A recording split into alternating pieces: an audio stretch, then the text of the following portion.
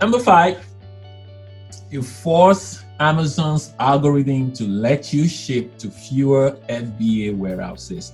So the invoice I showed you before that we were able to save $2,000 off of the shipping, this is one of the things we did. We kind of force Amazon's Seller Central to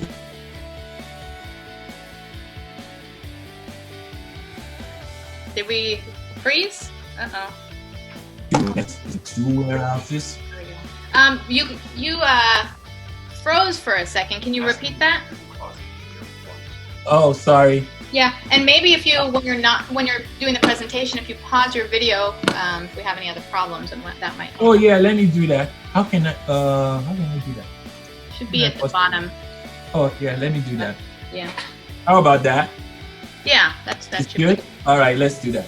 So you can force Amazon's the Seller Central algorithm to kind of reduce the number of places you have to ship your stuff to. So the invoice that we had before, it was supposed to go to 4 warehouses, and we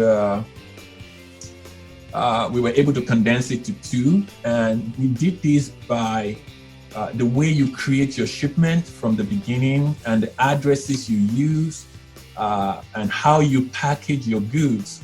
So these are all the planning that goes into saving on shipping. Mm-hmm.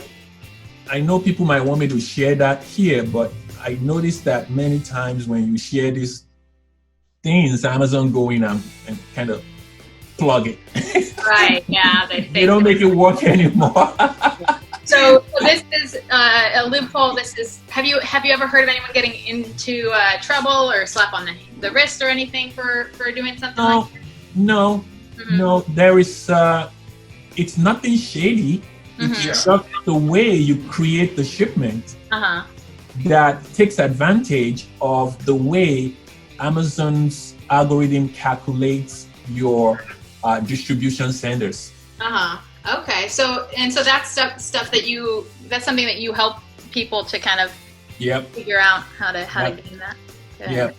Yeah. That was and it's not like I'm trying to hide it, but there was sometime last year I was telling a guy, I think I was doing a webinar or something, and I was showing him how I'm able to reduce my trucking cost.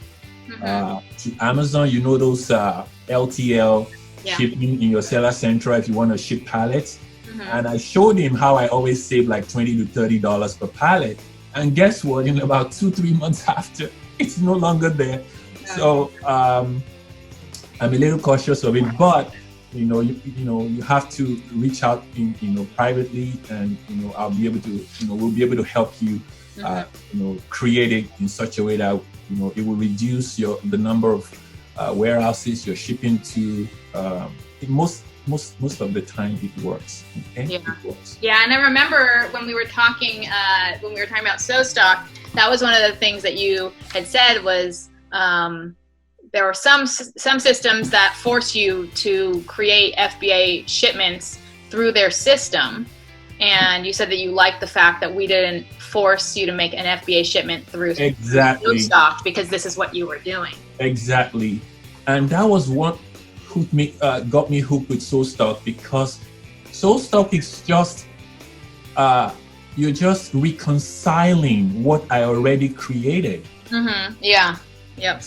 If I use I try to use so many other inventory management systems, I can't use those tricks in those systems because they don't have that kind of flexibility to be able to maneuver. So I still prefer to create all my shipments inside Seller Central because I can do my maneuverings there, and I'll be able to save a lot of money through it. Yeah, and we have gotten people who want us to do it, but we'll always give the option. I think that having to force people into corners is what gets software into being too clunky or too inconvenient. Yep. Perfect.